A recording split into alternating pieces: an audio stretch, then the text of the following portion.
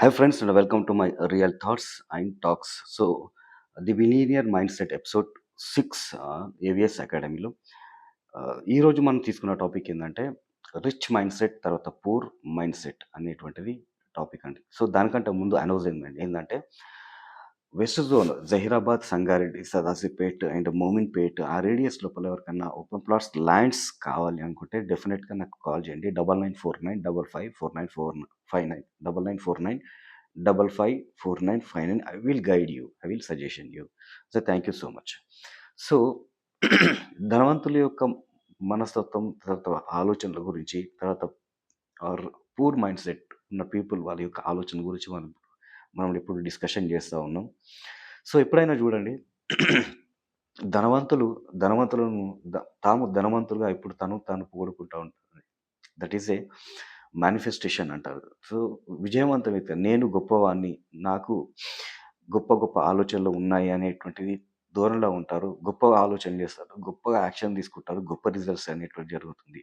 So కాబట్టి they are achievers అంటే మనం చెప్పుకోవచ్చు. అదే బిలో మిడిల్ క్లాస్ తర్వాత క్లాస్ తర్వాత మిడిల్ క్లాస్ థాట్స్ ఎట్లా ఉంటాయంటానంటే, ధనవంతులని ఎప్పుడు కూడాను ఆగ్రహించుకుంటారు వాళ్ళు.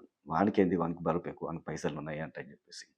వాడికేంది అక్రమంగా సంపాదించుకున్న పైసలు ఇది అనేటువంటివి. సో ఎప్పుడు కూడా ఒక తిరస్కార భావంతో ఉంటారు. సో ఈ భావన అనేటువంటిది నిజంగా కరెక్ట్ కాదు. ఓకే.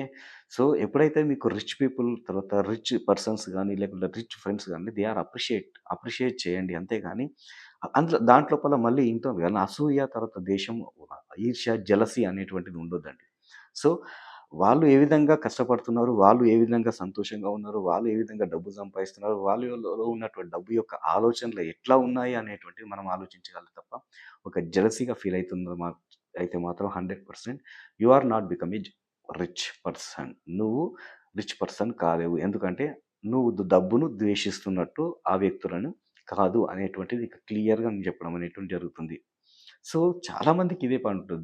డబ్బున్న వాళ్ళ పట్ల చాలామంది జనాలకు ఎట్లా ఉంటుందంటే ఈర్ష్య, అసూయ, ద్వేషం, పగ, జెలసీ అనేటువంటిది ఉంటుంది. సో ఇట్లాంటి మైండ్ సెట్ అనేటువంటిది రియల్లీ చాలా తప్పు. వాళ్ళు డబ్బు ఎట్లైనా సంపాదించండి. కానీ మీరు ఇస్తున్న వ్యక్తికి కాదు. డబ్బుకు వీళ్ళు వాల్యూ ఇస్తున్నట్టు. ఇక్కడ కీ పాయింట్ మీరు అర్థం చేసుకోవాలి. కీ పాయింట్ ఏందంటేనంటే you are giving the value of ah, you are giving the value to the money. ఆ పర్సన్స్‌కి కాదు అని నేను క్లియర్‌గా చెప్తున్నా. So person is person. But అమౌంట్‌కి విలువ ఇస్తున్నావు కాబట్టి 100% ఆ అమౌంట్ ఇష్టపడుతున్నావు కాబట్టి ఆ అమౌంట్ మళ్ళా నీకు వచ్చేటువంటి అవకాశాలు కలిగి ఉంటాయి. ది లా ఆఫ్ అట్రాక్షన్ పనిచేస్తుంది అనేటువంటిది ఇక్కడ చిన్న పాయింట్ అండి. కాబట్టి ధనవంతులను ద్వేషించొద్దు, ఈర్ష్యొద్దు, అసూయ, జెలసీ అనేటువంటివి ఉంటుంది. వాళ్ళ యొక్క రూల్స్ అండ్ రెగ్యులేషన్స్ అది వాళ్ళు ఎట్లా సంపాదిస్తున్నటువంటి దాని మీద ఫోకస్ చేసి మన యొక్క ఆలోచన విధానాన్ని మార్చుకోవాలి అనేటువంటిది ఒక చిన్న టాపిక్ అండి. So thank you so much.